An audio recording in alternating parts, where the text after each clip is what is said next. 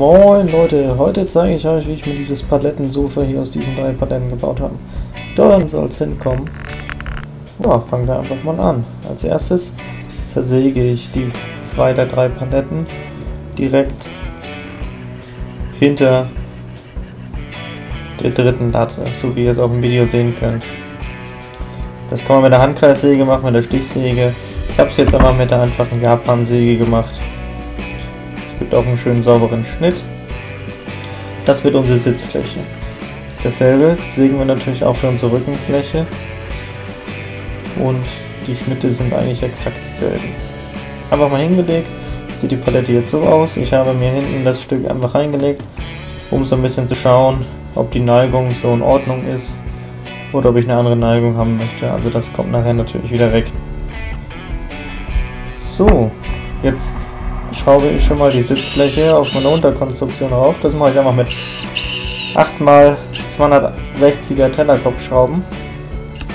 Die kriegt man eigentlich in jedem Baumarkt zu kaufen und halten ziemlich gut zusammen.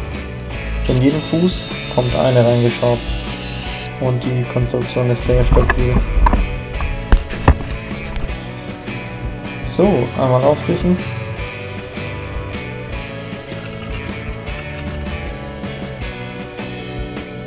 Und schon kann ich jetzt bei der Lehne genau gucken, in welchem Winkel ich sie haben will. Dafür stelle ich mir nochmal mein Brett dorthin und check, ob die Neigung in Ordnung ist.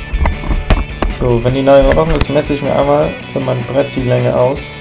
Dafür kann ich einfach meine Palettenreste nehmen und mir das Brett daraus schneiden. Von der Länge her passt es auf jeden Fall. Dann brauche ich also kein neues Holz kaufen. So, mit einem Zimmererwinkel zeichne ich mir die Länge genau an und gleich seht ihr, falls ihr euch noch nicht vorstellen könnt, wofür ich es benutze, seht ihr dies gleich. Einfach mit der Japan-Säge auseinandergeschnitten.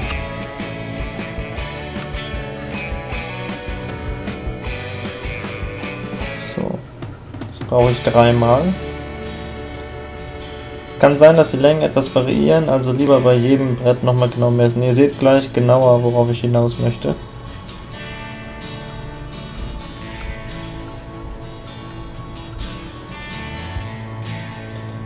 So, sauberer Schnitt. Und den Nagel kann man gleich einfach mit dem Hammer ausschlagen, das ist kein Problem. Optisch ist das auch in Ordnung. Man kann natürlich auch sich neue Bretter holen, wenn man möchte. Ich dachte mir, ich verwehre eine alte Palette dann direkt mit. Also packe ich die quasi, stelle ich mir so rein und die sind genau auf Länge, sodass ich sie ja leicht reinklopfen muss.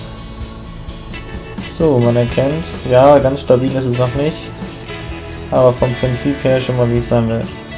Genau in die Kelle schraube ich mir jetzt nochmal 6x80er Schrauben rein, durch das Rückenteil in meine Sitzpalette hinein. Immer 2 auf jeder Seite. Und das Brett befestige ich auch noch an meinem Klotz der Rückenpalette.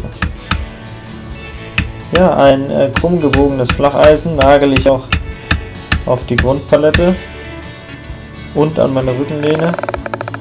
Einfach um das nochmal deutlich zu stabilisieren. Es sieht jetzt ein bisschen komisch aus, aber ich habe jetzt die Erfahrung gemacht, dass es wirklich sehr gut hält. Mit Kammnägeln nagel ich das aus.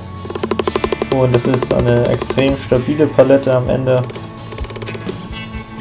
die ja durchaus viel ab kann und auch sehr bequem zu sitzen ist.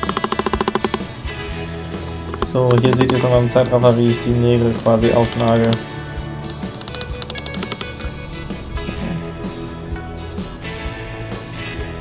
Ja, meine 3 Locheisen sind angebaut und damit ist die Palette eigentlich fertig. Das Sofa sieht von vorne relativ gemütlich aus, meiner Meinung nach. Wer möchte, darf es noch schleifen. Was ich auf jeden Fall gemacht habe, um den konstruktiven Holzschutz zu erhöhen, war, dass ich mir Waschbetonplatten auf die Grasfläche gelegt habe, wo ich es später hinstelle, einfach damit unten die feuchte Erde nicht berührt. Ansonsten kann es jetzt frei stehen, braucht keine Rückenlehne und ist echt eine saubere Sache. Mir hat es Spaß gemacht, ich habe etwa 1 Stunde gedauert und jetzt kann ich erstmal den Feierabend genießen. Also viel Spaß beim Nachbauen. Ciao, euer Baufuchs.